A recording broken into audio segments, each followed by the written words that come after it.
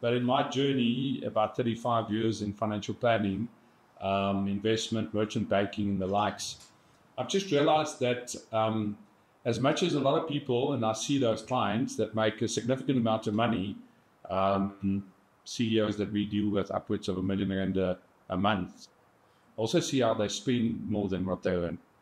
And it's irrespective of how much you earn, it's how much you keep of what you earn. And if I had to tee it up, so my passion for finance started when I was 13 years old.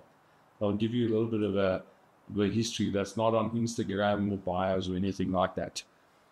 Grew up in a household. I had a dad that was a complete alcoholic. He was a brilliant business mind, complete alcoholic, and a gambler. He sold his business in 1976 in the Free State for R2 million. I would think that was kind of some record. He broke that record by drinking out R2 million and gambling it in 2 years. 2 years? 2 years. Yes. That would also be some record. That's talent. And it is absolutely talent. So my mum was a hairdresser. And when they divorced at the age of 13, my dad upped and ducked. And she was responsible for our family. And she knew nothing about finances. She was a hairdresser, brilliant hairdresser. I mean, you would know how good hairdressers are. They're not just doing your hair, James. They are psychologists. They are people's people. They sort out your problems while you sit there. And Gustav and myself were talking a little bit earlier about the fact that solving problems is what we do as business owners. Think about it. One of my businesses, the guy that runs the business, was complaining about some of the challenges that he had. And I said to you, listen, Joe, you've got to go around. You've got to pray for bigger challenges. And he just didn't get his mind around. And I said, the wealthiest people in the world are the ones that solve the biggest problems. So if you want to earn more, you generally have to pray for bigger problems. And then solve them. It's as simple as that. So sometimes we tackle it from a different perspective. And finance is one of those big problems. And I'll tell you why. Because I had to ask you, who taught you about money? So I didn't learn from my folks. And simply not because my mom wanted to pull a fast one on me. She didn't know how to manage money. I definitely didn't learn in school. And then you'd say, yeah, we can see you're quite old. So way back when, you wouldn't have learned to that school. Then you've got Joshua, yeah, and did you learn money at school? Yeah. So we still don't teach our kids money in school. I went to varsity. I did a couple of finance degrees, and then have been in the financial services, merchant banking, insurance, my own business for the last 35 years. And let me tell you how much I learned about finance in that journey. Nothing. Nothing. Because it's not taught. And if you really think about it, I always thought that Chinese kids most probably are the most intelligent kids out there. Because they can speak Chinese. They're difficult. They can speak Chinese. Any of you speak Chinese? No. My daughter will also Mandarin. Brilliant. I mean, I see our government wants our kids to do Mandarin, so obviously they think like this in Nigeria. But the reality of the matter is, who speaks finance? We don't speak Chinese because we didn't grow up in a Chinese environment, because if we did, we would have spoken Chinese. I mean, so do you speak finance? And if you think about it, if you didn't grow up in the environment, why would you speak it? It's a skill that you need to learn. I'm thankful for that, because it is a learnable skill. It's something that we can transfer. So, and Gustav quite rightly pointed out, each of you here know exactly how to make money. I mean, in actual fact, it's the one thing the majority of our population knows how to do. We learn how to make money. Some obviously make a little less than others, and there's some that make a significant amount of money. Okay, and I would argue that the level of money that you make is linked to two things. In actual fact, three, if you think about it, is firstly, what level of skill sets do you have? Okay. And secondly, that skill set is derived by the amount of people that you compete with. So what scarcity do you have? And the third one is leverage, because how do you impact more people? And let me just explain that as a practical example, and then we'll kick off the session. So think about a waitress. How many are there out there? Lots. Why? And at what level of the pecking order are they when you look at their finances? I would say at the bottom end. And if you look at it then across those three segments, from a skill set perspective, I wouldn't be able to do it because some of them really do balance a good couple of plates on their arms. But I would guess one of the requirements ain't that you need to have a matric or BSc degree or something like that. And the skills are you need to be able to manage a table and deliver the food without dropping it. Maybe remembering some of your orders, I might also falter in that space. So skill set's not high. So competition, because of that, is high. There's lots of people doing it. And leverage. You can only serve 1 or 2 tables at a time. Okay, then flip it to a brain surgeon.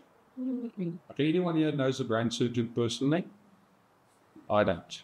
It's not rocket science. So if you think about a brain surgeon from a skills perspective, I'd hope they've got really nice skills, especially if I'm the patient.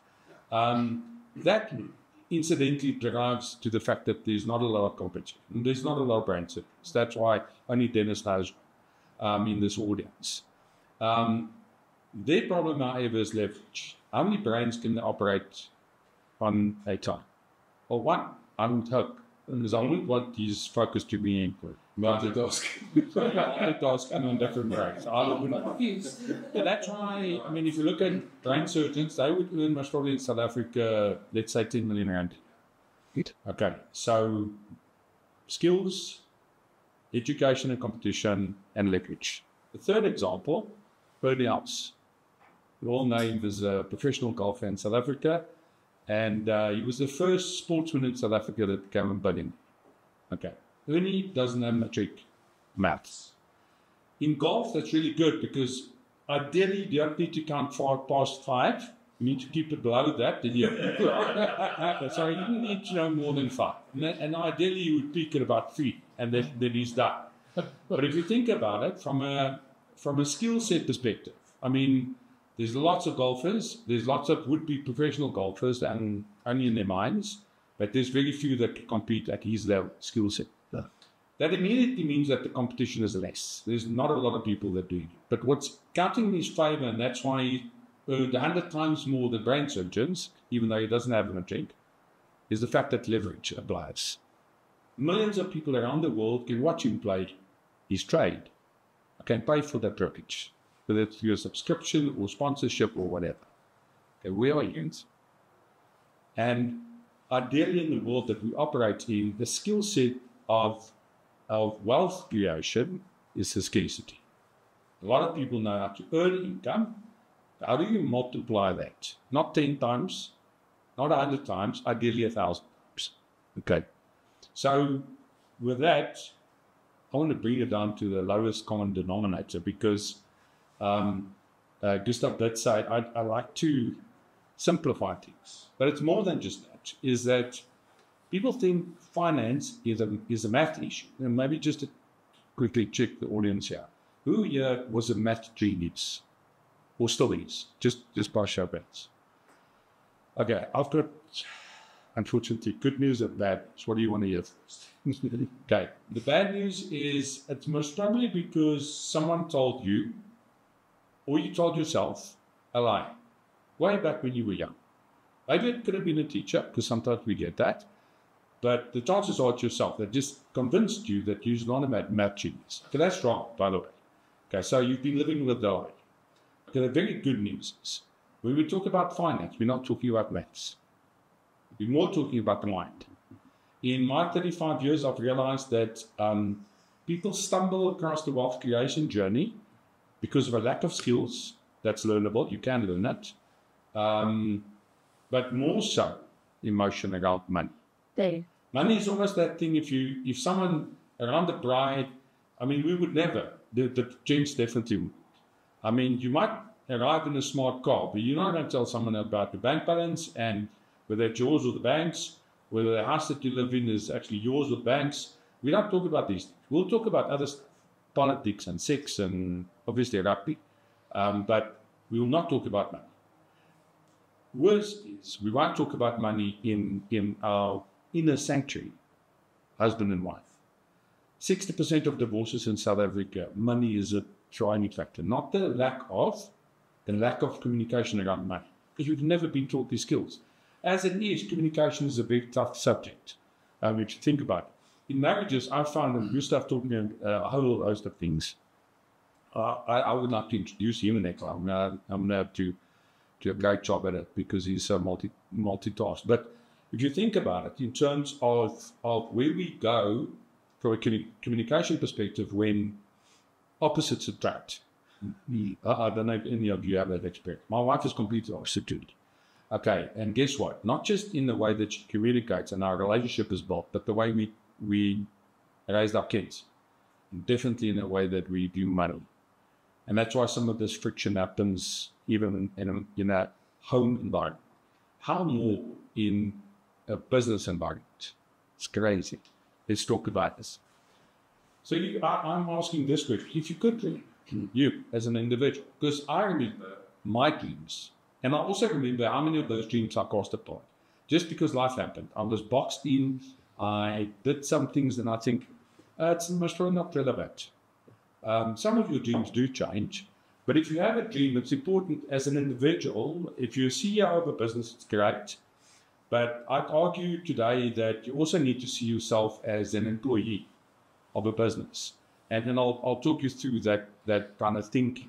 As a business owner, it's the greatest way to create wealth because earning a salary will depends. The CEO of Discovery, who I know quite well, he's not earning, and he's the shareholder, but I mean, he's an employee first and foremost. He earns 50 million a year. That's not too shabby. I think he'll be okay. And I mean, the seventh richest person in the world, Mr. Balmer, never started a business, never had a startup. He's always been an employee. Eventually ended up being the CEO of Microsoft, and then is now wealthier than Bill Gates, who started the business from scratch, and obviously had the foresight to run it. So as an employee, you can become very wealthy. It's not about that. It's about what you're doing with this. If that looks like something I agree about, what is the price of your dreams? Because sometimes we think about a dream and sometimes we think it's too great. But my question is, and apologies for the green, I see it doesn't come through right. There are three key kind of components that you need to focus on. This, by the way, is not just money, it's in everything. The first one is called mindset. Okay, what's your reality versus your dreams? Sometimes I see people get stuck in their reality in terms of where they are right now, and this is specifically true for South Africans. The vast majority of people's reality in South Africa is not where we live, meaning that it's not the environment that we're in. It's not the privileges we have.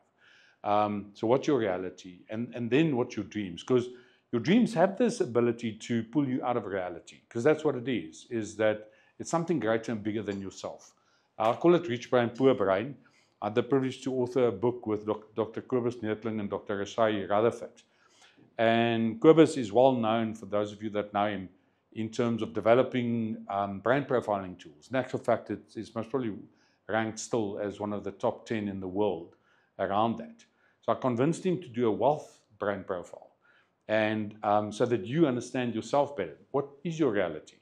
Meaning that, okay, how do I think about money? And the rich brain, poor brain concept was that we all have one. We all have a rich brain and poor brain. I see people kind of page to the poor brain. They want to quickly say, okay, is this me? But you also have a rich brain. And that works for everything in your business. Skill set. I coined the phrase to say from crash to pro. So where are you in the evolution from a business perspective, but where are you when you talk about finances? And if you think about it, if you start at the crash, you progress to primary school and then secondary school and then university, and eventually, hopefully, you become a pro. But in a different kind of way to look at it, if you think about it, I just want to check. I've got 6 hours, eh? Yeah. Okay, cool. No, it was only 3, but now it's so interesting. It was only 2, but it's so interesting now that it's make it 6. So, crash, we start unconsciously incompetent. We don't know what we don't know. Okay, the majority of our politicians stay there. Secondly, We become consciously incompetent. We know that we don't know. Thirdly, we become consciously competent. Okay, now we know what we know.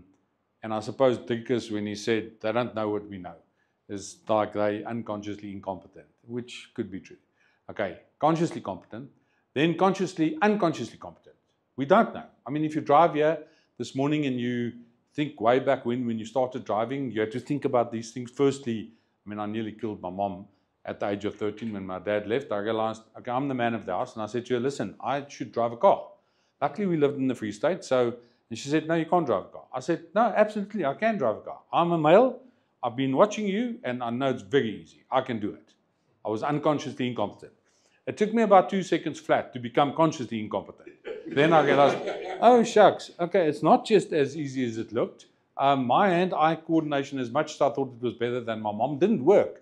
Okay, so I became that very quickly. And unfortunately, from a financial perspective, and if you have employees in your business, 97% of them would technically be unconsciously incompetent managing their finances because no one's taught them anything better. Okay, and that's also the journey that we need to embark on as business leaders, is to help our people, not just ourselves.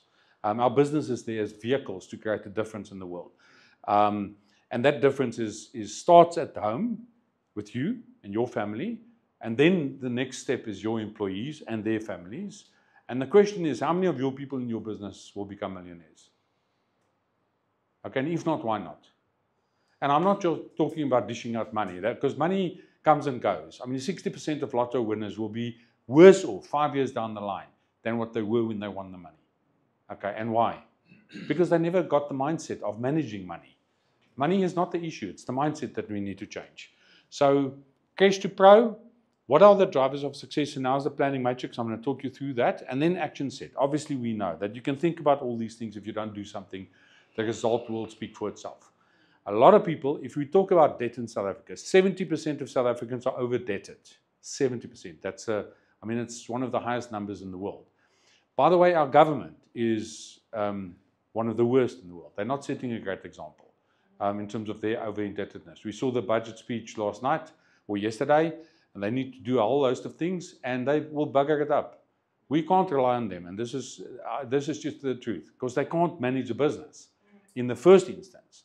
Okay, and we need to be different, because I tell you how we will change our country by business leaders like yourself.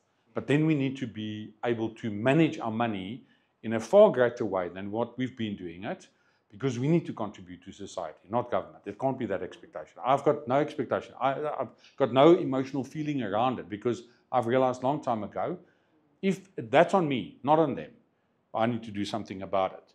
So action set is that, what is the 5 steps? And I'm going to spend a little bit, and what's your execution strategies? I mean, this ultimately, if you think about this, is choice freedom. Because why do you want money? Just to buy nicer stuff. That's a bit dull, because I tell you what, I mean, the nice new car smell, there's now actually a spray that you can buy that still smells like leather. I'd buy that, because my 10-year-old X3 really is a wonderful car. And I'm just not, even though I can, and even though I am a petrol head, I just see no value in spending a huge amount of money on a car that will depreciate in value. That makes no sense to me. That's my personal view. Do you have choice freedom? Do you have financial freedom? And do you have emotional freedom? Those are the freedoms that we need to create in our businesses and our environment. So the mindset is the most important part. We don't talk about it. I realize that as someone in the financial services industry, we don't talk about that. I will send the slides to you, Gustav, if you want them. Then you don't. The leadership board does. Take the slides, overlay it with his voice, and it is people belonging to the board can tap into that. So you can even listen to yourself then. that might be scary. So mindset, and you and I know that intrinsically, but who teaches us about mindset? I think these groups, the reason why I enjoy kind of interacting with people is that it stretches your mindset. Knowledge is one thing, but knowledge means nothing. Knowledge is not wisdom. I mean, knowledge in action is wisdom, but that takes a mindset. You need to change your mindset. Is it possible for you to become the person? What do I mean by that? So Anton Rupert was the person in the Rupert family. They started from nothing. He started rolling cigarettes. They became wealthy. Yes, Johan did great. I mean, he's a wonderful businessman in his own right. But when he started playing Matchbox cards, guess what skill sets he learned, which we most probably didn't learn? Financial skill sets. Because, I mean, he was listening in board meetings that was hosted around their dining room table, and I was only playing Matchbox cards. He was doing both. And the message just started dropping. To him, there is no alternative not being ultra wealthy. And it's not about the wealth. It's about the impact that he can have. And that's significant. He's most probably one of the individuals, just to digress a little bit, in South Africa, that's not most probably, I think he is, absolutely, in the history of South Africa, that's given the most amount of title deeds to individuals. Own your own house. The Rupert family. Okay, driven by Johan Rupert. And most probably Hanley as the driving force behind him. But it's a mindset. It's not about his. It's not like he needs more. Systems. From a business perspective, I mean, we challenged with AI, because, I mean, it's moving at such a rapid pace. If I'm away for a week overseas, it feels like I lost a week. Okay, but then I'm reminded, oh, but I've been going at it for 3 years, so I'm most probably still ahead of most people out there because they just don't do it, even though it's around. But what systems do you have? And systems, we know what the acronym stands for. Save yourself some time, energy, and money. Okay, though time, energy, and money, it's a core resources we have at our ability. Tony Robbins, one of the great business coaches, he talks about the fact that most people say, I don't have enough resources. We'll get that excuse in our business and we'll get it the people that we interact with. That's completely wrong. You don't have enough resourcefulness. Okay, and from a South African perspective, I think we've got resourcefulness. I mean, apart from the fact that we're massively resilient, that's why we still survive amongst many, many challenges. I was in Europe 2 years ago when the gas crisis happened after the Ukraine-Russian war started, and they had 1 hour of load shedding. 1 hour. They were freaking out. They didn't know how to deal with it. I said to them, listen, sit down. We are the pros. Let me tell you how you deal with load shedding. You just embrace an hour because what the heck? Just get some quiet time because that's nothing. Let me tell you what it is. So, After your advice, was there a population surge in Europe? I think it might have been, but the last component is strategies and tactics. And I mean, without execution, the greatest ideas will come to nothing. But excuse me, Mark, I mean, you're the master of strategy. So you might afterwards tell Gustav, listen, buddy, just please never invite him again to talk around strategy. But I'll demystify the way that I look at it from a strategic perspective, and that's critical. And mindset is we believe something, we attach an emotion, we have thoughts about it, we've got habits, and then we've got kind of an attitude of action taking or not, and that delivers results. Sometimes people look at their bank balance and they're not happy with the bank balance and they're trying to resolve the bank balance. That's not the problem. It's not that, that's the end result. It's the result of something. Okay, that's, I mean, if you think about cause and effect. So we need to change our mind, and that's why mindset is so important. But from a strategic perspective, from a financial world, I'm saying there's 6 questions that you need to answer. The quality of your questions will determine the quality of your life and your business. If you think about your current situation, I don't know where you find yourself in. Maybe you're ultra successful and you could stand here and deliver this talk, which is fantastic because you've got to do that. You've got to take ownership to do that and teach people out there. But when last have you asked yourself some serious questions? And be honest with yourself, because we don't like that as people. In general, we don't like that. As business owners, we tend to ask them more because kind of that's what we need to do, and that's my title. But I think as a father, I need to ask some certain questions of myself. And as a husband to my beautiful wife, what do you want? What do you really want? Okay. Because Simon Sinek wrote this wonderful book, Start With Why. Now, I actually say start with what? Is what do you want? Because kind of what is that vision of the why speaks to your values. Okay, underpin to what you want, the vision. What is the why? What is your why? Do you have a kind of a why when things happen to you? COVID. I vividly remember that when that level 5 lockdown happened, I've got 700 people in my business, about 300 of which is admin. The majority of those are women, and in COVID, the majority of the women became the breadwinners in our environment. It just happened. The majority of husbands either lost their jobs, salaries were reduced, so they find themselves. I had a conundrum. I mean, firstly, I went in a deep depression for at least 3 days, And my wife said to me, listen, you better get out of this. It's not. I wished I was an employee then. I thought, geez, maybe I can just pass this problem on to the CEO, let him sort it out. And then I realized after she spoke to me, she said, oh, shucks, I am the CEO. I can't just freaking pass this on to someone else because I've got to resolve it. And I said, but I've got no answers. And then I just asked myself, okay, so what do I want? I didn't want anyone to lose their jobs in my business. I didn't want anyone to take a salary cut. I didn't know how to. I honestly didn't. But I said, that's what I want. Then I said, why do I want that? Because these people carried my business. Gustav gave a nice accolade to say that we won all these prizes. We, not me. I think theologically I was the bottleneck in most of this. But so sometimes you need to remove yourself because the business might just do better. I'm busy doing that now. Why not? Why don't you have it? Because you see, that's a question very few people ask. Why don't you have what you want?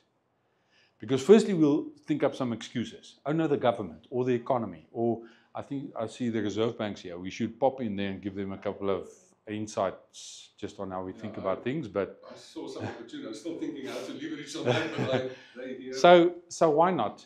Firstly is the excuses, and then it's the real truth. Okay, delve deeper. Make sure you ask enough. Why not? Why haven't I done it? From a financial perspective, from a business perspective. Why haven't my business grown exponentially? Why haven't I 10x my business? Because 10x is easier than 2x, I found. Far easier. Because, I mean, 2xing you're limiting your things. And same with finances. I believe 10x is far easier. Okay, then comes the how. Okay, how do we do it? What's the kind of plan that we put together? When it's always good to have a deadline. Because kind of you think about the word deadline. Because there's kind of a line in there after you're dead. Okay, so what then? Well, rather do it beforehand.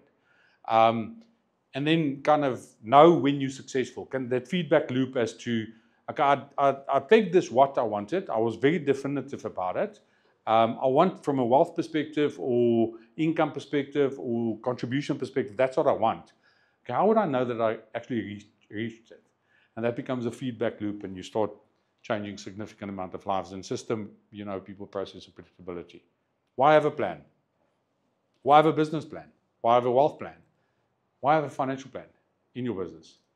When I meet business owners, a lot of them understand their business inside out, but they don't understand the finances.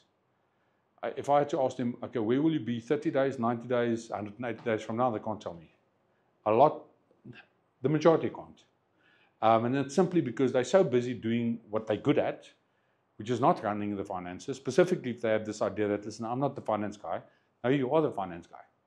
You're the strategy guy, you're the marketing guy, you're the finance guy. Kind of, yes, you need experts that can do it for you, but if you have a one-page dashboard that tells you how your business is doing, what's the financial health of your business, you need to understand it. And if you don't, you need to get to grips with it very quickly. Otherwise, you'll be dead in the water. Not having a plan is a plan. It's just a crazy one. It's just actually a stupid one, to be honest. I have taught you a little bit about. So in my world, I've done this for me and for my business. I call it the fit test. And Dennis, you remember last year when I was here, I was a bit chubbier than what I'm now. Because I've made a concerted effort to start training and losing weight. I was overweight and physically unwell. So this is not that part. Okay, I'm on that journey. But the fit test really talks about financial independence tracker. And that's true for your business as well as we go through life cycles. And as an individual, that life cycle kind of looks like this. The day that you were born, there's a lot of knowns here, and then there are some unknowns. I like to start with the knowns because it's simple. You know it. You actually know where you are. When did you start working? And typically what I do is, this is kind of that measuring tape. When I sit with CEOs, I do this exercise because, and some look at me and they think, yeah, okay, where's this guy coming from? But at the end result, when they start seeing the physical measurements, it makes a difference. And apologies, I should have actually bought one to just. So I'm now, 57. Technically, from a traditional retirement age, I kind of retire at the age of 65. My mindset is not there. I don't believe in retirement as a principle. Sure, I believe in freedom of time with the loved ones and what I want to do more of, but I just simply can't see retiring at 65. And the reason being is called the longevity risk that we have. With medical technology, if you looked at the turn of the century, 1900s, average age of a South African, 42. Okay, now, 88 for the ladies. Us gentlemen, we try and die earlier, but it's around about 84, for whatever reason. Okay, so, but that's average. So all of you have survived up to your age. That means you've moved the average. You're no longer part of the average. Okay, so that means the majority of us here, Josh, how old are you? 32. Okay, good stuff, buddy. I've got good news and bad news depending on what you look at, how you look at it. Actuarially and statistically, you are going to live until 110. Okay, that's the way it is. If you look at medical advancements, so we suffer longevity because when we do financial planning for individuals and businesses, we look at two risks. That's it. The risk of you dying too early, so it means that the income that you generated is not sufficient to sustain your family. Okay, or the risk of living too long. You didn't plan properly, and now you've got to live, and you've got to, most probably, where a lot of us might be, if you're in your 50s, is we're in what's called the sandwich generation. We look after our parents as well as our kids. Okay, so technically, if you did your money numbers well on you, then you think, oh, shucks, now I've got to look after my parents as well. And the biggest expense that they will have is medical expenses. And that increase is far greater than inflation. So you can't do inflationary numbers there. You've got to do massive numbers. Most people I found don't do it. So where are you now? If you look at retirement, how long have you got to go? Let's say it's that number. And then I'm telling you, but listen, you're going to still live another 25 or 30. So you've got 5 or 6 or 7 years to contribute. Where are you now? So the question is, where am I right now? Am I going to be okay? And then I've got that to contribute. I'm contributing, but I'm going to have to live on this. And most people can't do that. Not in South Africa. Not if you start considering the cost elements, if we look at inflation and medical inflation. So medical inflation is a crazy thing because average medical aid schemes increases at 10% per annum. So it's inflation plus about 3%, which works out about 10%. If you understand the rule of 72 from an investment perspective, it says that 72 divided by the rate of return or loss tells you how long it will take to double your investment. So at 10%, how long would it take to double? 7.2 years. So let's say your medical scheme premium at 40 is, and you've got 2 kids, is 10,000 Rand a month. At 47, 20,000 Rand. Okay. At 53, 40,000 Rand. At 60, 80,000 Rand. See the trouble? So compounding is working completely against you, and the average individual out there, including business owners, your income is not growing at that exponential level. You've got to do things differently. Okay, and that's why health is so important to look after. But hopefully you just get a sense. If you look at your business, I know Gustav has been working in the UAE, and I'm busy with some contracts there. I mean, and Dennis, we spoke about it earlier. Just a foresight. I was in Dubai in 2004, and they were literally starting to build some of those sky rises. They were kind of on the 4th floor the day we got there. We left 4 days later, and then they were on the 8th floor. Literally, they were building a floor a day. 60% of the world's cranes were in Dubai at the time. Crazy stuff. But what they did with foresight, but they did long-term planning. I mean, they do 30 and 50 and 100-year plans. Because they know the resources that they've got, which is oil, will potentially run out. I don't think it will, because they'll just find more reserves like we do. But they've got this foresight around it. And we as individuals don't plan that far ahead. Sometimes we talk about legacy planning, meaning that, will I leave something to my kids? I might challenge you just on that, my personal thinking. But the reality is, how long are you thinking about your business? How long is your business going to survive? With you and without you. You see, 60 out of the top 500 Fortune companies that were around 25 years ago is still there. It means that 440 disappeared. Fortune 500 companies, the biggest companies in the world. 440 ain't there anymore, 25 years later. Okay, that's a scary thought. Where do we fit in? I don't have a Fortune 500 company. So unless you start thinking about your business differently, it might be a massive change. I'm going to kind of skip this part, but That's kind of just a dial if you retire at 80 or die at 80 rather. First quarter is play and learn. Second quarter is learn, earn and spend. First job, first car, first house, get married. Third quarter is earn more and spend more, most of us, and then save and invest. But then you start looking up after these little buggers that is costing you a bucket load of money, your kids. And chances are in this phase, you're also looking after your parents. If we're in the sandwich generation, and that puts a strain on most income. You need to understand that to change that. Ideally, the minute that you start learning and earning, you start preparing for this no income kind of environment, because most people earn the income actively.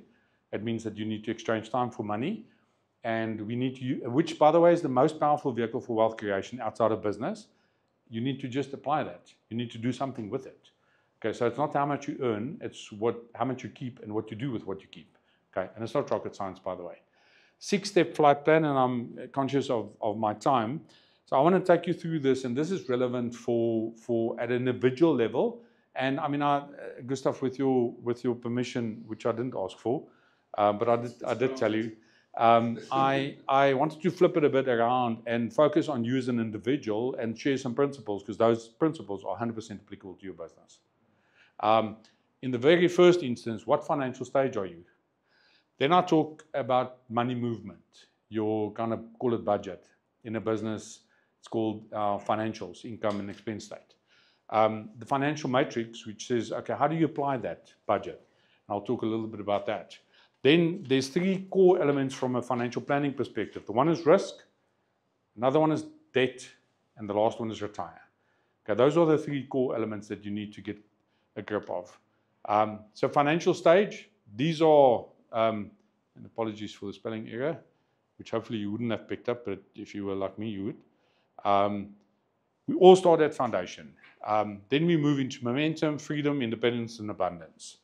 So maybe a quick question, and you don't have to tell me, but in your mind, where are you personally? Are you building financial foundations, momentum, freedom, independence, and abundance? Just by the way, these 3 are numbers. These are principles. What do you do? So as an example, I'll talk you through just foundation, and then I'll give you the numbers so that you actually have the number in terms of what do I need to do to get financially free, financially independent, and abundance. At what level do I need to personally operate at? And then that's transcribed to your family, your employees, as well as your business. Do you have a financially abundant business? What does that mean? In my world, it means that I earn 100 Rand net income, but I only need about 10 Rand of that because I'm sorted. The other 90 I can distribute and contribute. And it's almost a reverse tithing principle. Where from a tithing perspective, most people understand, okay, I give away or I sow or I tithe 10%. In my mind, I say, what if my business could contribute 90%?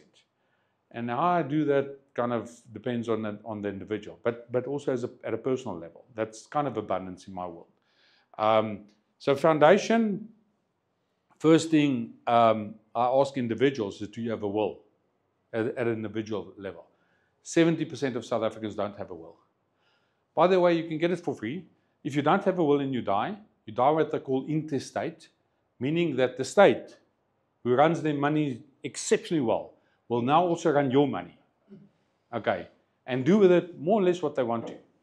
Okay, because if you've got kids that's underage, they'll put it in what they call a guardian fund. The guardian fund rarely pays interest, so kind of your money is depreciating massively. They decide when they pay it and how they pay it. That's obviously the worst case scenario, if you die without a will. 2 individuals, Elvis Presley, we know him well, and Anton Rupert. Anton Rupert, when he passed away, his estate was worth 2 million Rand. His estate. Because guess where his wealth was? Not in his estate. Because he understood the principle that when you die, and whatever's in your estate, 30% goes to government. He said, just tata asie, daar gaat jy. Okay, and I'm thankful to Fund Malema and all the other friends and families we've got out there. Or maybe not, because then you should not have that in your estate. So Anton Rupert's estate was worth billions, legacy businesses, a whole host of things, but he structured it well. Okay, and technically, in a business world, that's the will for your business. Do you have business continuity plans? Do you have succession plans? Are you making sure that your business is structured correctly? 9 out of 10 business owners that I speak to, irrespective of the size of business is not structured correctly. I have a client, the client's worth about 3 billion rand here in Pretoria, and he runs a massively successful business, and that business is in his personal name. Government's going to say, thank you so much, and let's take $1 billion for us. All his hard work and all that's gone. He can't do, we're trying to now structure it well, but rather start the divorce from your business when you start it rather than later. Okay, that's part of the plan. Do you know your credit score? When I talk to individuals, 9 out of 10 don't know it. Okay, my son, he's 22, he's at varsity, he's studying, doing his honors in accounting. We kind of have a discussion every month around his credit score, because last month he phoned me, he says his credit score dropped by 4 points. I said, chap, that's not good, eh? He says, no, I know, but I'm really mad. I said, why are you mad about your credit score? Because he knows the influence that that's got. He says, no, I mean, it's what they did is he told me, is they changed the metric of how you measure credit score, and now they worked on your total credit that you've got available. He's got a credit card, and let's say that's 25,000 Rand, is the average consumption of that. So if it's more than 30%, it impacts your credit score negatively.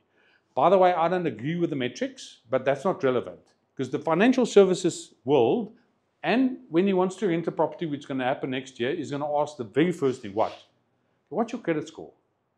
So as much as I might not believe in the metric, but it's a measurement that the world looks at you around your financial wellness, well-being. It's not always accurate, because if you've got no debt, chances are you've got a lower credit score because they can't measure your debt. So it's a bit of a false sense. But my 22-year-old has a credit score, and he knows what it is, and he's managing it. Okay.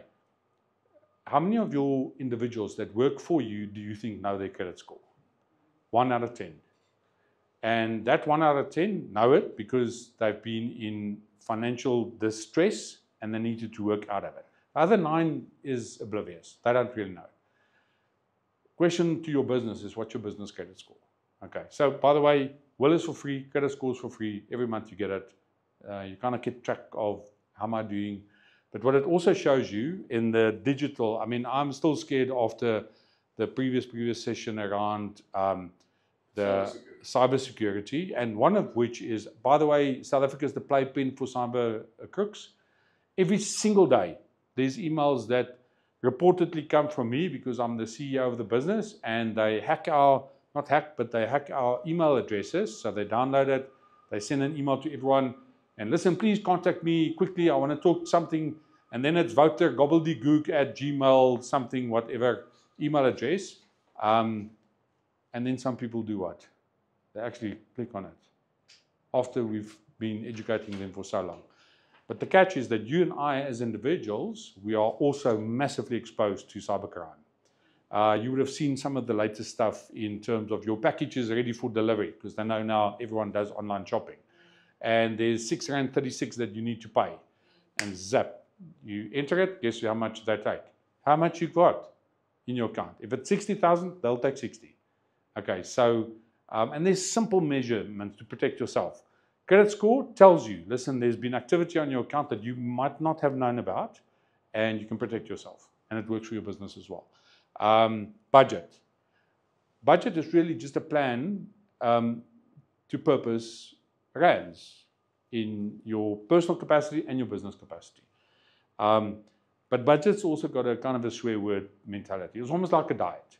So I've been on this right eat plan, not a diet, because I've convinced myself I don't need a diet, but I just need to look after myself better. Because diets, I found, doesn't work. In a sense that if there was one that worked, I'm convinced everyone would know about it and everyone would be on it.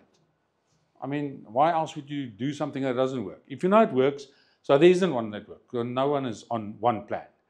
Same with the budget, is that your plan might differ a little bit from me, and I'll show you the simplest principle that I follow. And this is the principles I talk to the most wealthy as well as entry-level individuals, because the principles stay the same. That's the nice thing about money. Principles don't change. If you have ever read the Bible, scripture of 2,000 years ago talks about financial principles, still relevant to today. The good news is once you've done your foundation, you are now going to momentum. And I'm not going to delve into detail because I want to get into the gist of it. When I talk to individuals, the nice thing about understanding where you are, I just want to reiterate, it's not who you are.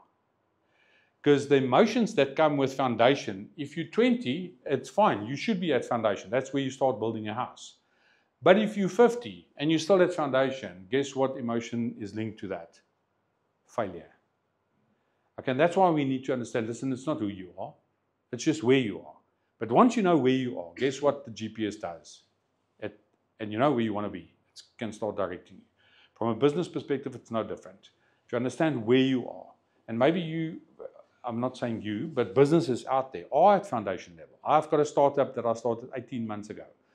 Man, I don't know why I still do it, but it's been a great journey because with a very small team, we've actually built one of our most profitable businesses on an individual level. Because I've never really measured my profitability on every individual that works for me. I've never done that. And I started flipping my mind. I said, okay, how much are people worth in my business? Almost like understanding what's your hourly rate. I need to understand how much are people worth. Because if I then have someone and I think, okay, this individual needs to contribute 50,000 Rand a year to my bottom line, and they're costing me 20, I'm starting to change my mind around, and some obviously are kind of cost centers. I have no cost center in my business now. None of them. All of them must generate money. Because I just said, like, I mean, it's unfair for me just to generate money and salespeople in my business. Everyone should be contributing to the bottom line. It changed my business overnight because I started looking at things differently. I'm interrogating stuff now around processes and automation. And I learned a valuable lesson from Elon Musk. Weird character, but you can learn a lot from him given his trail of success in business, not relationships and people. One thing he said, the biggest business mistake he ever made was automate things before he deleted things. Because our business evolved over time, and then we build up these processes and whatever because the guy before us did it that way, and then we tend to we just assume that's the right way. We don't interrogate our business. He never assumes, because we know what assume is. So he never assumes. All he does is he interrogates every process, and then he says, okay, why is this here? Why is this here? I remember vividly an example in Tesla, where they had which was the norm, a blanket over the batteries, like electricity blanket, and he asked them why. They said, well, it's for fire hazard. He says, who said so? So this was the production guys. They said, no, the safety guys. He said, call the safety guys. Called the safety guys. He said, why do we have this blanket? They said, no, it's for soundproofing. Because the engineer said, I mean, we need to, and he called the engineers. He says, why do we have this blanket? They said, no, it's for safety reasons. He said, but the safety guy just told me because you told so. Guess how many blankets they've got in their cars? 0. Removed it because no one could give him an explanation. And they did the test. It wasn't sound. It wasn't safety. So how many processes are in your personal life and business life that you should be deleting? Get rid of. Just go back one step. There's safety hazard in terms of being hacked. What cards do you use when you do online shopping? Your credit card or virtual card with a set limit for each transaction that you do? Because you protect yourself immediately. If anyone wants to hack your finances, they only have access to one card and you can cancel that immediately. Immediately. And then obviously, so if you do a 1,000 Rand purchase, why would you have a 50 or 100,000 Rand limit and or maybe cash in that account that they could access?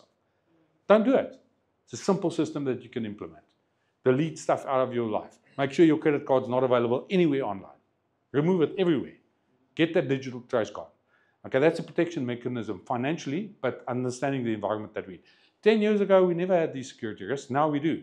We need to change with that process. Okay, and that's called momentum. Statistics. This is across the board.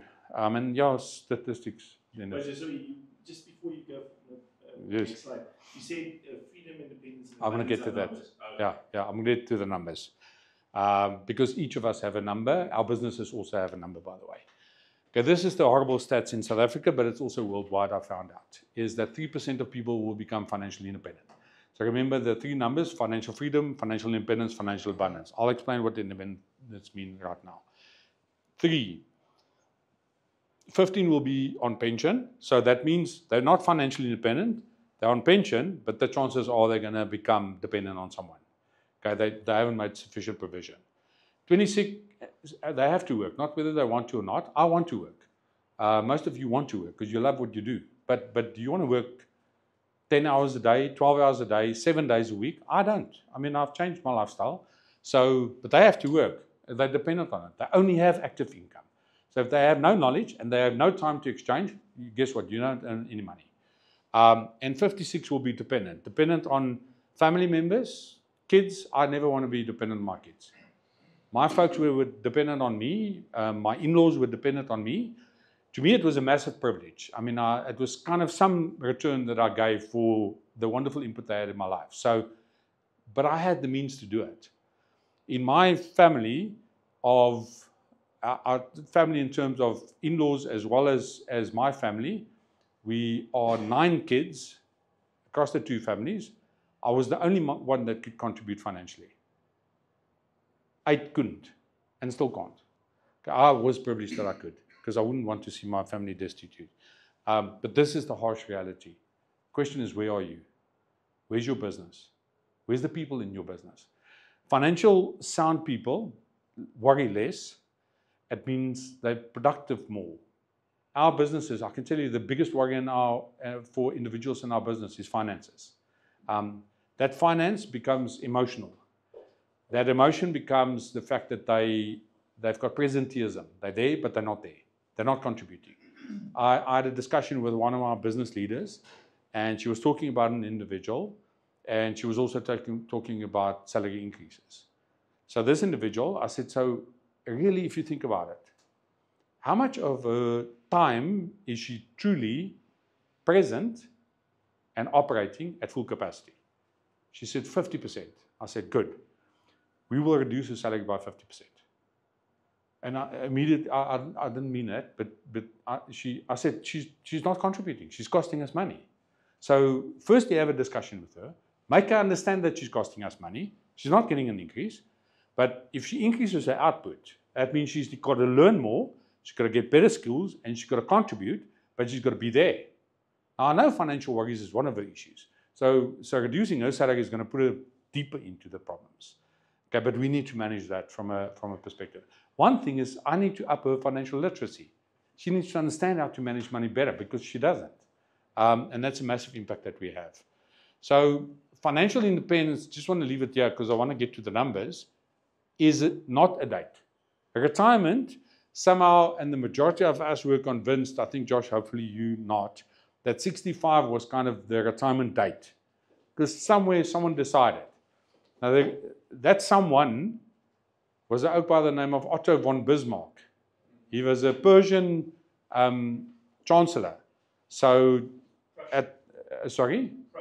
Prussian. Sorry, thank you for that. Afrikaans and English doesn't translate all that well when you don't know the word, but Prussian, that's right. So, I mean, he lived in the late 1800s. And Prussia was Austria and Germany that had a combined army. And these guys realized that they were going to either die on the battlefields or they were going to be disabled. So they did what our good South Africans now know exceptionally well how to do, is they toy-toyed. They said, no more. We're not doing this unless you give us benefits. What benefits? We want a pension fund and we want disability benefits. So in 1898, Otto von Bismarck put in place the first formal government initiative around pension and provident funds and disability funds. Okay, he was clever. The average retirement date for the pension fund for a soldier at the time was 65. Okay, this was in the 1900s. And there was a slight problem. Average life expectancy was 42. He was very smart. Okay. Fast forward 120 odd years later, What is the average retirement date today? 65. Why? Who knows? And our life expectancy? 85. Okay, guess what? We have a problem. Houston, we have a problem. And that's why financial independence is not a date. Some people get there in 5 years, some get there in 10 years, some will never get there. 97% of people won't get there. So zero-based budget. I do this in my business, by the way, a zero-based budget. At the end of the month, there needs to be no money left. When I talk to people, they say, no, I already have a zero-based budget. I said, okay, this one has got a slight difference. It's not, the aim is to have zero left, but the aim is also to control where it goes. Okay, and there's 3 places where it goes. Needs, wants, investments. Needs in our personal world, we understand, because it's kind of home that I live in, car that I drive, food that I eat, clothes that I wear, and basic insurance. Okay, that's needs. Without that, you more or less can't do it. And for every 100 Rand that I earn, and if you work on the principles of a 30-20 rule, by the way, I mean, if you want to fast track it, you need to shuffle the numbers a bit, but in general, if this works well, if I earn 100 Rand, 50 Rand of the 100 Rand goes to financial, that basic needs that I've got. Those are the needs. You don't need a Porsche. You want one. Okay, there's the difference. Understand the difference. You don't need a holiday home. You want one. Doesn't mean you can't have it. Just make sure that you understand that it's need versus want. And some of our needs will differ. I'm okay to live in a house that now is too big for us because the kids are out. That's got 4 bedrooms, and actually, 4. And it's a double story. We don't need a double story anymore. I've tried to convince my wife to convert one section in an Airbnb. Gustav, you know Annelie, she hasn't fallen for that trick yet because I said, yeah, we need to earn some more income out of the house. I haven't convinced her yet, but I mean, I'm working on it. It's most probably a slow process. So the first number is this number. And your business, by the way, is the same kind of need expenses. So what's the needs? The first financial freedom number is, if that was 50 Rand out of the 100 Rand, and you know your multiples of 100 Rands, that financial freedom is achieved if you earn that money, not actively, passively. Meaning that you've got sufficient assets that deliver a passive income that generates that 50 bucks. Make sense? Then you're financially free. Okay, that's the first number every individual should chase. Cast your mind back to COVID. What happened with the banks? They gave us premium holidays. Like, it's the worst holiday you could go on. It is absolutely worst. I don't know why they called it holidays. Makes no sense. Because some people are still paying for those holidays. And by the way, the average individual that took a premium holiday extended their retirement and financial freedom date by between 5 and 10 years. That compounding of debt. Okay, that's bad. 30% is once. Ideally, I said you can shuffle the numbers around. Ideally, you should shuffle this around. My kids can't spend 30% on once. That's not how they do it. They get to spend 10% on ones and 40% on investments. Okay. But once is, I want to eat out on a smart restaurant. All the things we didn't do in lockdown, but we wanted to do it. I wanted to go on an extended holiday. I wanted to buy some other clothes until I realized, when I look at my cupboard, I realized, oh, shucks, I haven't worn 80% of what I've got. I converted that to a Rand number, given the average price item of my clothes. And that was a horrific number. Most people have that. Okay. All of these once, it's kind of the leak in your bucket. But if you add the two, so 50 Rand plus 30 Rand of your 100 Rand, if you earn that passively from investments, you're financially independent. You get to where only 3% of people are, not just in South Africa, but around the world. 97% of people will never get there. It's irrelevant of how much money they earn. I see extremely wealthy people in Pretoria East, extremely wealthy people. They will never get there. They've got great toys, they live in a great house, but they extend themselves beyond their means and they will never get there. Unless they've got a windfall somewhere, sell their company for millions and it will bail them out. The last one is savings and invest. And emergency fund, how much do you need in an emergency fund for you and your business? The principles stay the same. Kind of a safe number is 6 months. 6 months of that number, whatever it is. So $50 times 6, or 500 Rand, or 5 million Rand, doesn't matter what it is, times 6. Why? How long did COVID last? The worst thing that we've ever had. But I mean, the worst part of it was about 6 months. So imagine if you had a freedom number, emergency, of 6 months, you wouldn't have taken a holiday.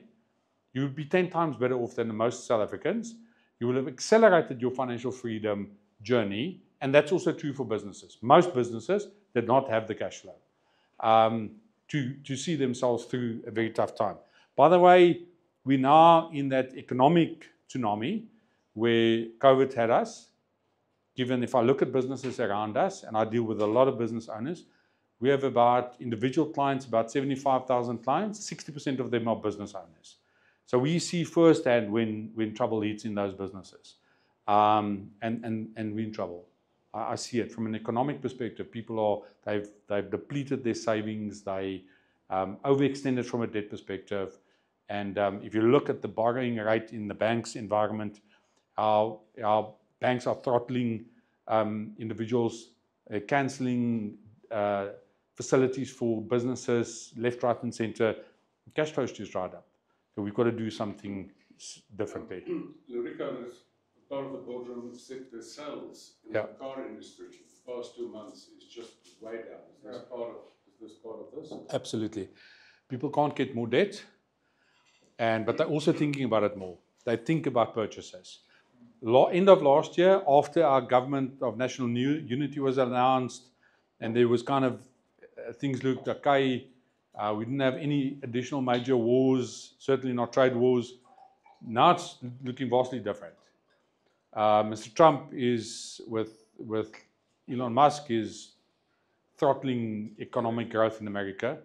And America is not just the largest economy, irrespective of what anyone thinks, whether it's China, India, Russia, doesn't matter. They've got the largest amount of capital available, 60% of the world. 60% of venture capital happens in America.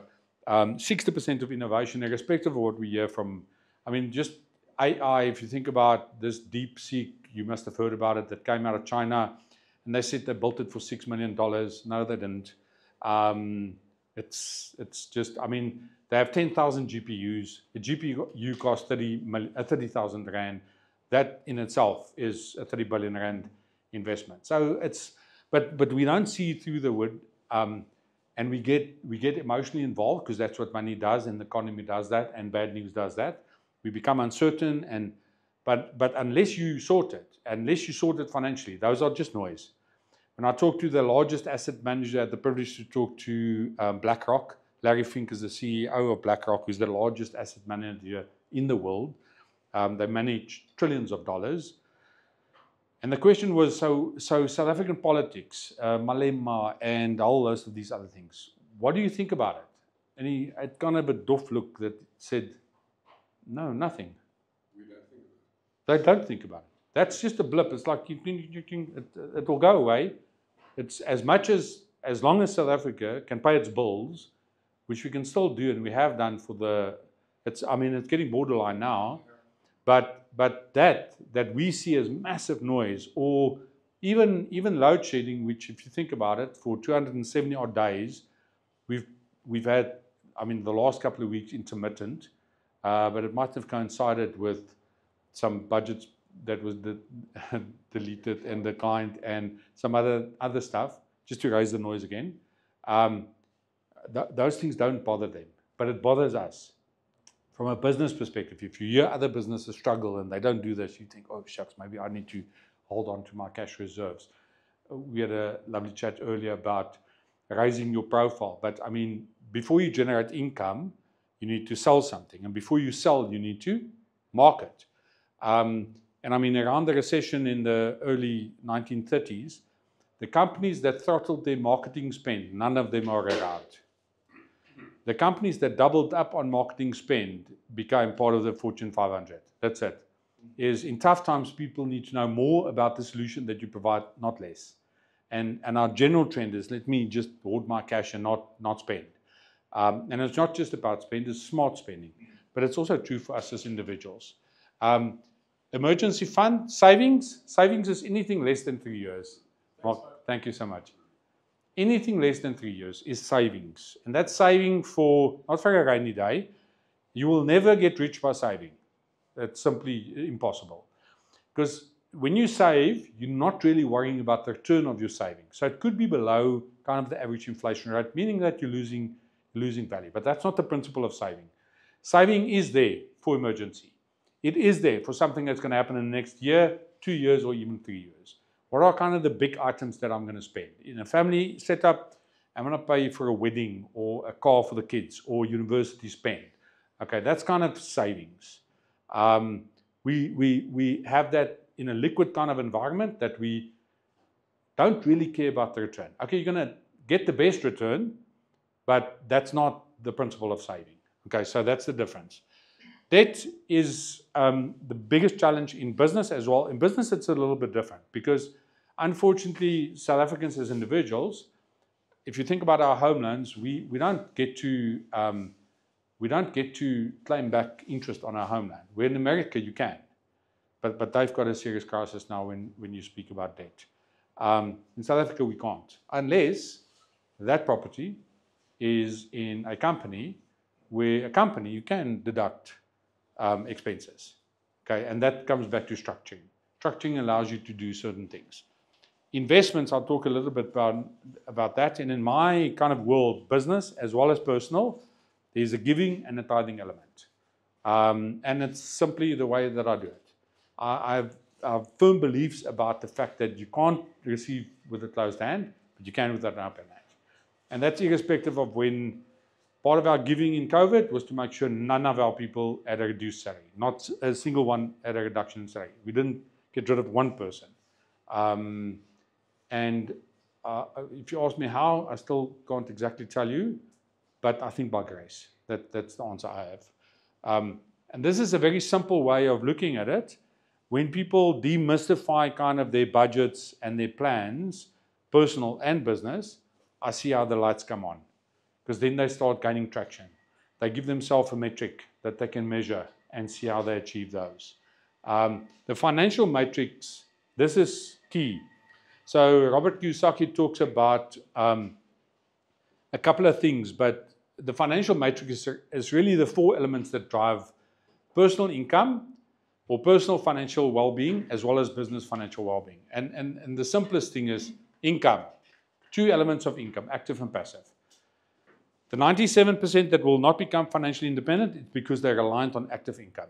By the way, active income at an individual level is one of the greatest wealth building tools because 97% of people will be employees for the rest of their life. They might not be the Hilton Kellner of Discovery Group at that level of employee. So at a far lesser level, your active income is the greatest vehicle to drive your wealth. Okay, but then you need to understand how to use it. Expenses, we just spoke about the needs and wants. Income less expenses give you surplus in terms of what are you doing from a savings and investment perspective, and assets, lifestyle and income, and I'll delve a little bit. So from an income perspective, if you just look at, this is Robert Kiyosaki's kind of cash flow quadrant when you talk about different spots that we're in. So majority of us started being employees. We were employed at a company. Then you thought, listen, I've got the skill set, I can actually do this for myself. Then you become self-employed. And the minute that you start employing people that can do some of the stuff on your behalf, you're becoming a business owner. And once you become a business owner and create surplus, you become an investor. 95% of people will stay in kind of that quadrant. And there is no problem with that. It's not like it's, the only challenge is what dictates how you make money here is time. You exchange time for money. So you can't get more time. That's limited resource. Your time can become more valuable, but there is kind of an upper level in terms of that. There is some of the wealthiest people that are simply employees. I mean, but what they've become is business owners because they got shares in the company, like Steve Ballmer. And then they kind of become investors because they use that cash to buy other business ventures that generate. They kind of do an asset allocation that differs, which drives 92% of your wealth ultimately. From an employer perspective or business owner, I love employees because they make me money. It's just simple. I mean, if I have 700 people in my business, I have 700 people out there doing something while I'm standing here. Well, I hope so. I would just say one of them is contributing 50%, so we'll work on that. And obviously, there's different levels of contribution. In the ideal world, all of them will contribute, but certainly I have more hours available to me right now as a business owner. Self-employed, the challenge with self-employed individuals is that now you're not just earning the income, but you run the business, you're the HR director, you're the financial manager, you're the marketing manager, and none of that potentially was your skill set. You were good at making gadgets. You're very good at making gadgets. So in actual fact, so good that you thought you can make gadgets for yourself and be better off. And that's where entrepreneurs kind of find themselves in, is that they don't have enough time in the day. The reason why they wanted to become an entrepreneur was freedom, and now they have no freedom. No freedom of time, no freedom of finance, no freedom of nothing. And if you don't move out of that self-employed world into kind of the business owner, that's the challenge. Unfortunately, 4 out of 100 businesses survive past the 10-year mark. That's a worldwide statistic, but it's more relevant in South Africa right now. If I look at the number of businesses that's being either deregistered or closed down, it's thousands every month. It's crazy. And it's literally from a mom and pop store to one of our businesses that we looked after is a 150-year-old family business that closed down. Simply just couldn't do it anymore. Tariffs and BEE requirements, not that that's bad in all senses, but around how we manage that and how do we interpret that. And that's kind of the things that we need to look at. If we grasp this, very few employees in my world understands that. I'm on a journey to make sure they do. But very few people has a learning mentality. It's one of our biggest challenges in South Africa. If you think around the world, Europe, America, China, not India, Japan faces what? What's their biggest challenge now? Biggest challenge? People. They got a declining population at a massive rate. So Elon Musk is partly right. His strategy of overcoming that shortage by himself is not the right strategy, because I think you can only have so many kids. But 14. There's a 15th, but he hasn't formally acknowledged that it's his. But I mean, he's doing a great job. But he's not going to solve it. Not going to solve it himself. What do we have? South Africa and Africa. We have people. We have the largest population under 20 in the world. Okay, we have people, but what don't we have? Skills. Those people don't have skills.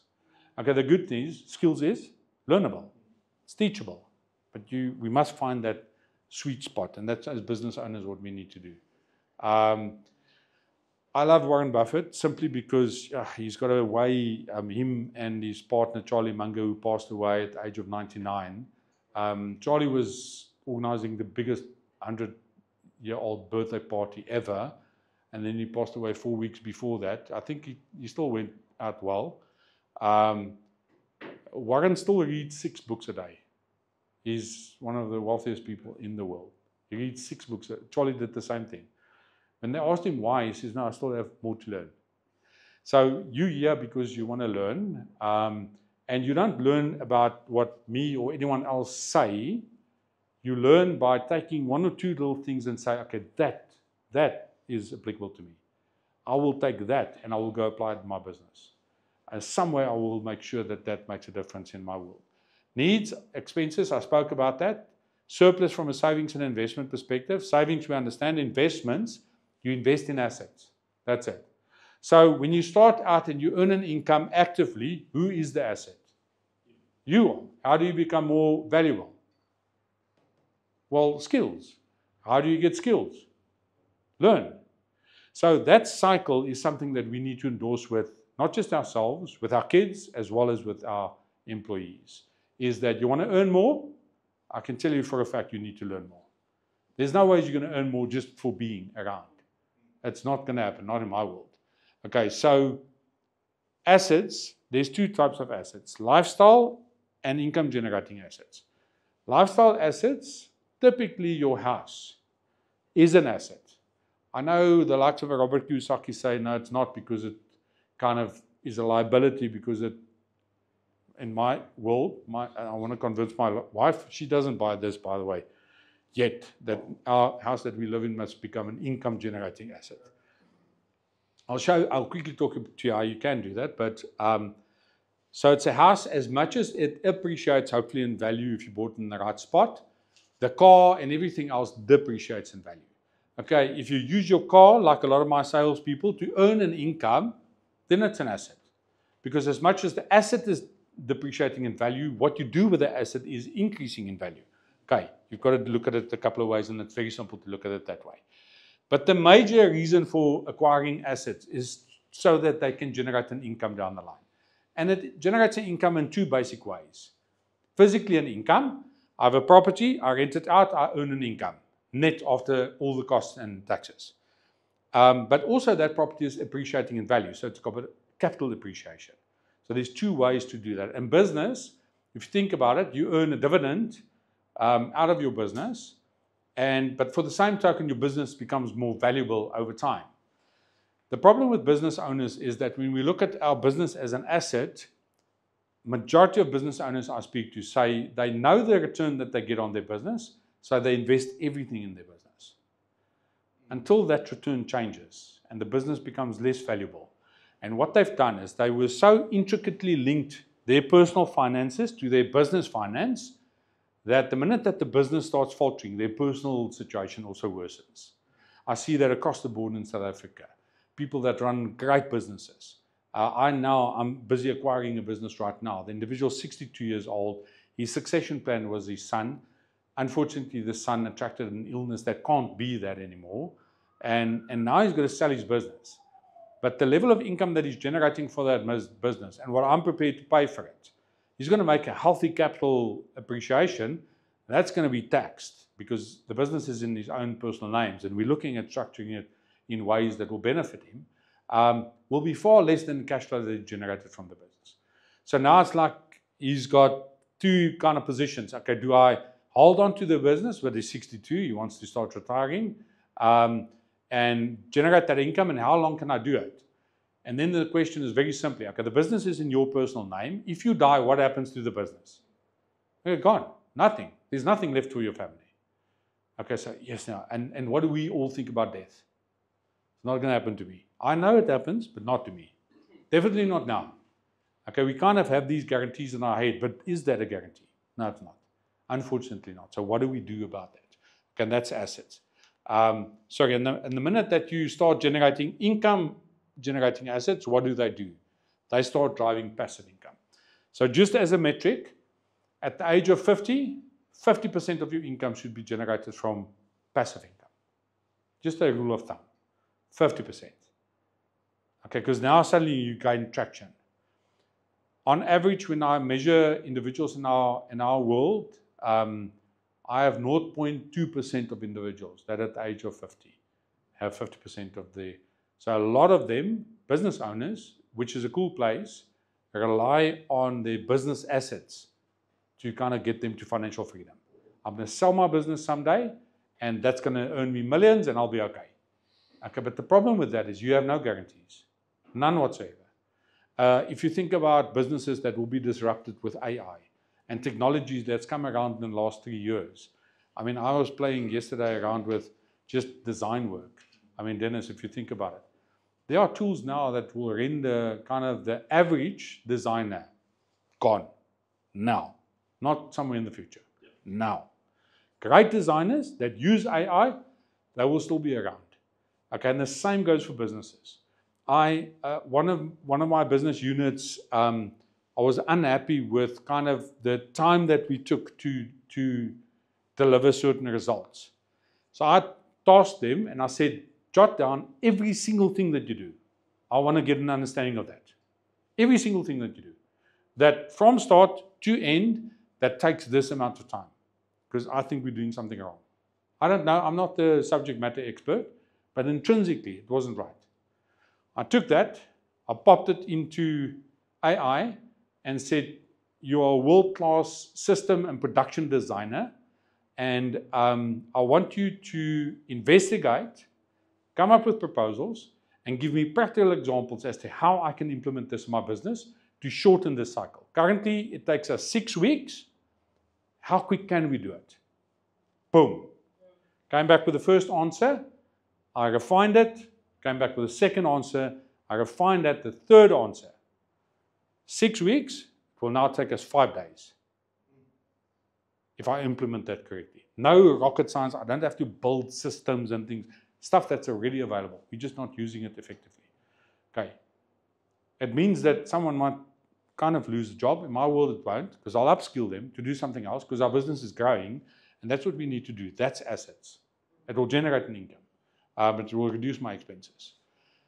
Okay, there are 3 elements. I've got 15 minutes. Okay, 3 elements. Protection, risk and return. The risk and return is almost like a... So I'm going to quickly run through risk. At a personal level, risk is that I die today. So I generated 100,000 rands worth of income. I die, the income's gone. The only way to replace that is through the traditional risk cover. By the way, that's as relevant for an individual as for a business. Just stop that as we get the Oh, camera sorry. rolling That's again. fine, we're recording. But on the camera, No, that's fine. that you... So, as a business owner, a question that I often ask business owners, how key are you to the business? Meaning, if you're no longer there, do you have a succession plan? And is that succession plan as good as you or better? In most instances, they're getting there because we're training them up, but they don't have the intrinsic knowledge that you have. So the chances are your business will take a little bit of a dip if you've got a new leader in it. But sometimes we don't have succession plans. Most businesses that I know don't have succession plans. My succession plan in my business was twofold. One, when I started it, I thought, I want to build a business where my kids will have a place to come, if they want to. Because my thinking was they will never find a job in government, and they might not find a job in big corporates, given the landscape that's been changing. Okay, lo and behold, my daughter became a teacher, and guess who she worked for? The government. Okay, she told me early on, Dad, don't worry about me, I'll sort out my own journey. I still have a backstop because she majors in art, so I've got a creative and marketing team, so I thought, oh, well, I'll just keep it around just in case. She might not. My son is studying to become a chartered accountant, and his game is wealth. But at the time when I started my business, I didn't do my timing properly. So I'm 57 now. He's doing his final year. He's got 3 years worth of article. Then he still knows more or less nothing. He's not going to take over from me in 3 years, or 5 years for that matter. So I got my timing wrong from a succession perspective. Life cover is the cheapest way to make sure that in a business environment, either you've got key man insurance, you have a buy and sell in place, which is kind of the very core level of current business. How do you transition that business? If you've got shareholders in your business, the cheapest way to get them out is not drain the company in terms of its liquidity, because it might not have it. It might have it now, but what about 5 years and 10 years? You have no guarantees. So simple structuring around that will help you. But then the flip side of risk is invest. So let's say I needed 10 million rand to replace my income, and the cheapest way is getting life cover, but now I start accumulating my wealth, and I get to 10 million rand worth of investment. So that can generate the income that I need. How much risk cover do I need? Well, technically 0, and very few, if any, financial advisors will teach you this, because they need to almost tell you not to take the product that they sell and earn and generate an income out of. I wouldn't say it's 0, because for estate planning and the likes, life cover is still the cheapest way to do it. I'd rather use the insurer's money for the small premium that I pay versus my own wealth, I can redeploy that more effectively. And the catch is this balance. And I get very few people that get that kind of right. And this is simply some of the issues that we have. I'm going to, from a time perspective, I suppose the simplest way, and Gustav said, I do simplify things. I do. And simply so I can understand it, but then I know most of other people, even if they're cleverer than me. Most households looks like this. 2 individuals, most probably 1 or 2 contributing to the income, and that income has to support the expenses. If one of them fell away, that card house will just fall. We see it virtually every single day. We've got a fair amount of clients, and we see they have no cover in place. Okay, South Africa is underinsured by 21 trillion rand. Our economy is worth 2 trillion. Okay, it's 10x our economy. That's a big number. So the only way to recover that is people need to be insured. But it's not just life insurance. Investments, obviously, you need to build up this vehicle and get yourself there. Just very quickly, 2 risks that we need to cover. Unforeseen, we don't know when it's going to happen. We know it is going to happen. We just don't know when.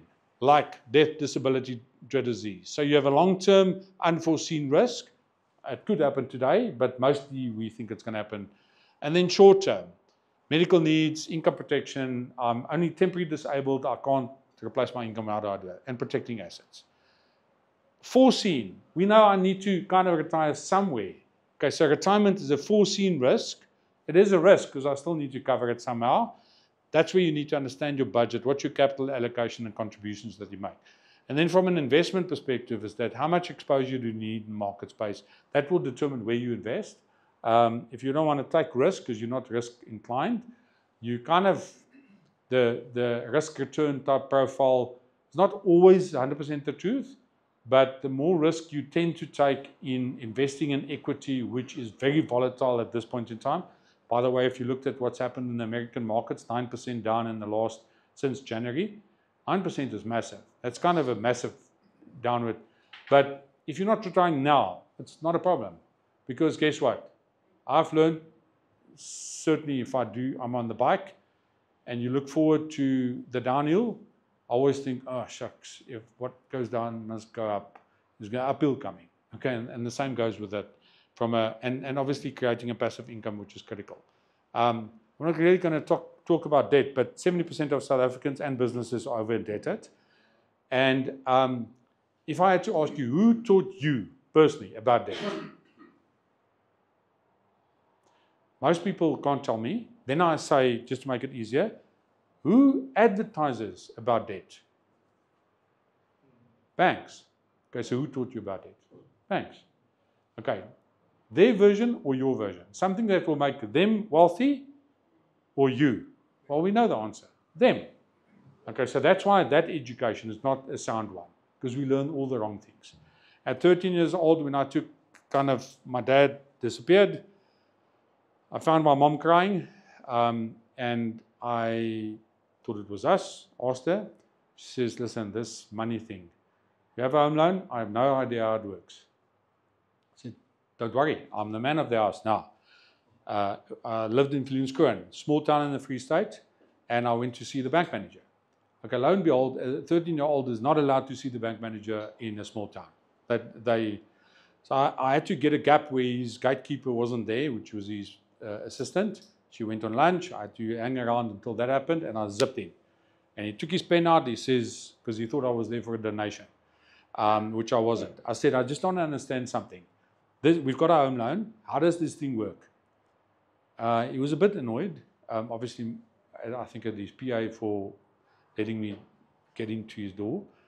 And then he said, well, it's a loan that's linked to your home, and you pay it off over 20 years. And I stopped him. I said, listen, just explain to me, this 20 years. Why 20 years? I didn't know. He said, somewhere. Because. I said, oh, I really don't understand. He said, because head office says so. I said, oh, cool, must I go speak to head office? You don't.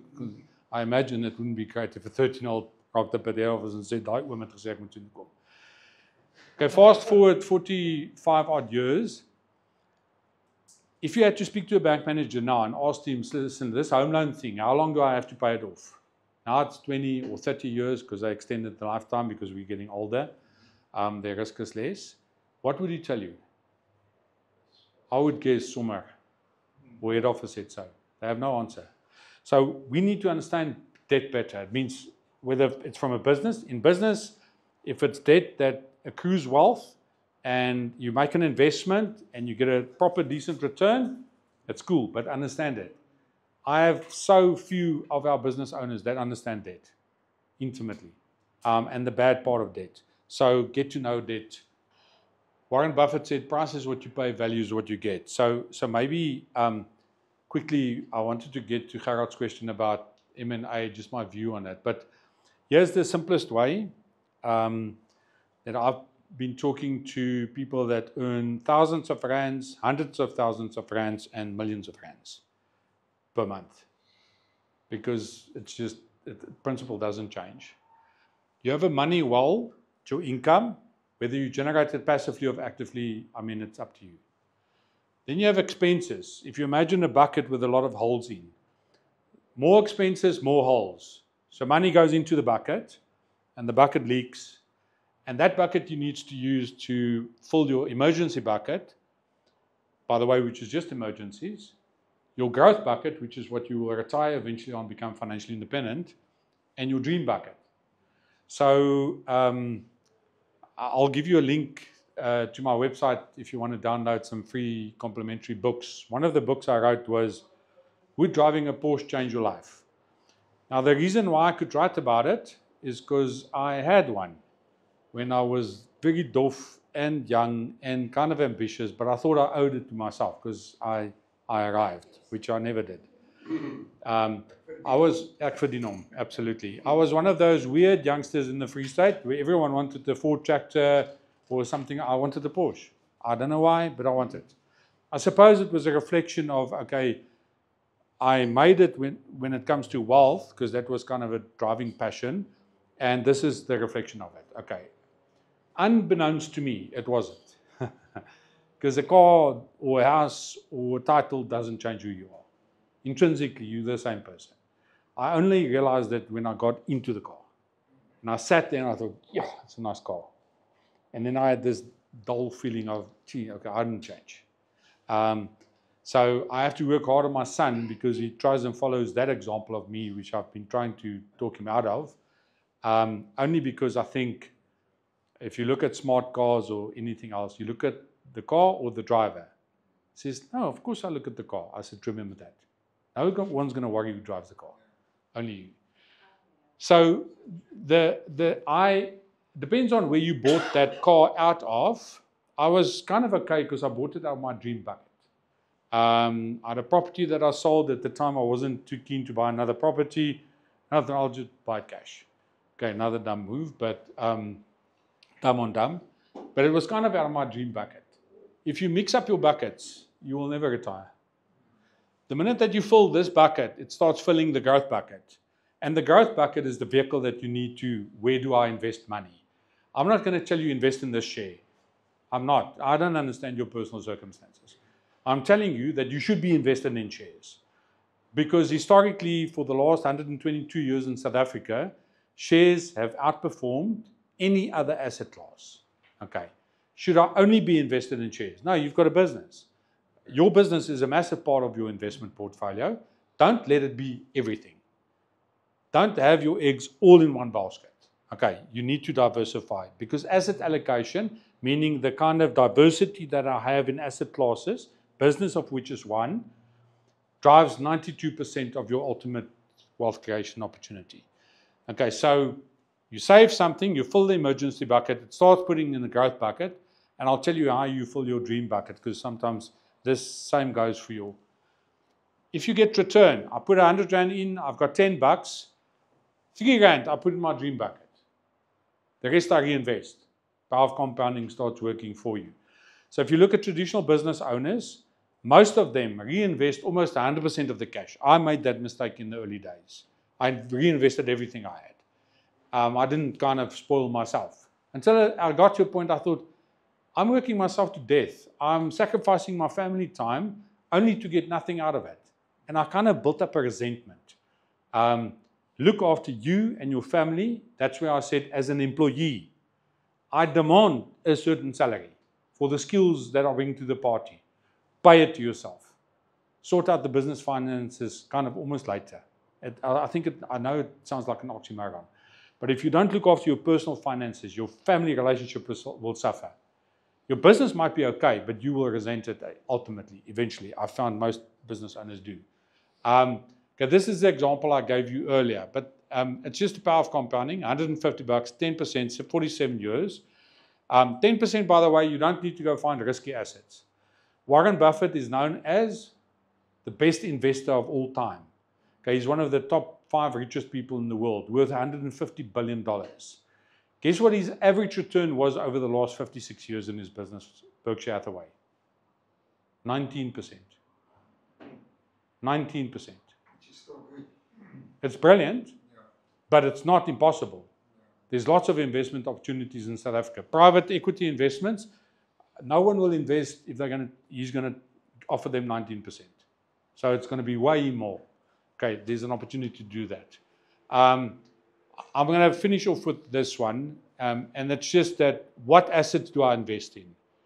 And this is kind of the categories of assets. So within this, equity and business, and we'll talk about M&A right now, because that's a great question. So your own business is part of your equity, but only a part. Okay, property. I have the view, I love property. I mean, it's always a challenging environment, but the reason why I love property is that you can leverage it. It's kind of, your business and property are the only asset classes that you can leverage, meaning that you use other people's money. I spoke to one of my guys that work for me, is an actuary. He wants to buy a property, and he told me his own personal property he wants to leverage to buy a business property, and whether it's good or a bad idea. He bought the property in Somerset West for 5 million, spent 1 million. So he got a bond of 5 million, spent 2 million of his cash, and it's now worth 12 million. So he did great investments. So I said, so what's your return on your property? Return on your investment? So he says, well, 5 million less, 12 million less, 5 million, 7 million. Okay, so yeah, he thought about 100 and I said, no, it's not your money, it's the bank's money. You put in $1 million. So you gain 7 million on 1 million. That's your money. Okay, that's your real return. Okay, get to understand that. Commodities and collectibles. Collectibles is a challenge. If I collect watches, it doesn't look like it, but I collect watches. I used to. I'm now fully subscribed because a preacher told me once about excess, and I thought it's a really great. I think it's a great sermon. I mean, talk about excess. And then they said, like watches. I said, no, now you're going off the rails. And then he said, the only guy that can pull off wearing 2 watches at the same time and looking cool is Julius Malema. I thought, oh, shit. I'm not going to invest in any watches anymore. But I mean, of all my investments, my watch collection has grown the most. Yeah. I see you've got the circle there. Yeah. You would say percentage-wise, because that's Yeah. important as well. So it depends on where you are in your life cycle. So most risky, depends on where you go. If you invested in gold, you would have been flying. My son sends me a note the other day. He says, because we were debating, should we invest in gold or should we invest in Bitcoin? And then he sent me a note. He said, and the headline was, why invest in gold or Bitcoin if you can invest in both? So there's a fund that kind of checks both. And I said, okay, that's a good answer because I like both. Bonds, cash. So highest risk, higher risk return, less risk, I mean, almost zero return. You're moving backwards. You should have some cash, absolutely. Warren Buffett now has $350 billion in government bonds, in US bonds. The US government has $260 billion in US bonds. Okay, just who do you invest in? US government or Warren Buffett? I'll invest in Warren Buffett. Okay, but he also knows something's coming, and so let's just do. So the mix of that, kind of a rule of thumb, is depends on your age. Subtract that by 100. If you're 25, 75% should be in the highest risk assets that you can stomach. As you get older, But because highest risk is not just risk of exposure, it's risk of duration. So if you invested in South African stocks right now, on an average 6-month rolling period, you are guaranteed that you'll keep 85% of your capital if you invested in the stock market. This goes 22 years back. So if I take every 6-month rolling period, if I start today, 6 months, start tomorrow, 6 months, 85% of the time you wouldn't have lost any money. Okay, but you should never, my rule of thumb, 3 years and more in the stock market.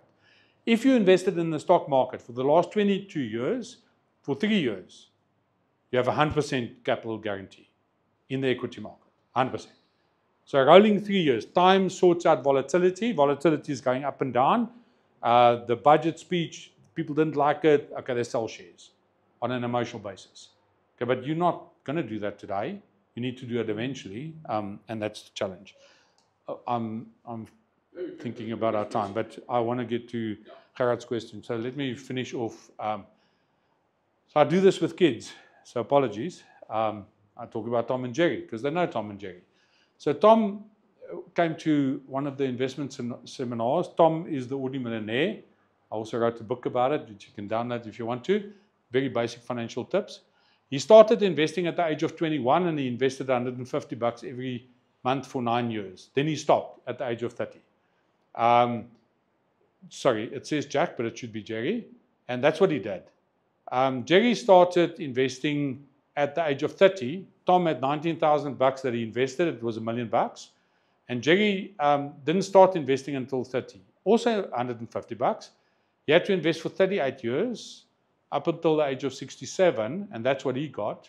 So he put in 68 and he got a return of 700. So that's the power of compounding.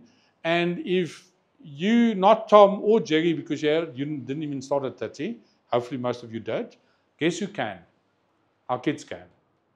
So transferring of skills, the best skill I can give my kids, I thought, and I changed the way I look at my legacy, wasn't money or a holiday home or the assets that they've got they can get out of me building wealth.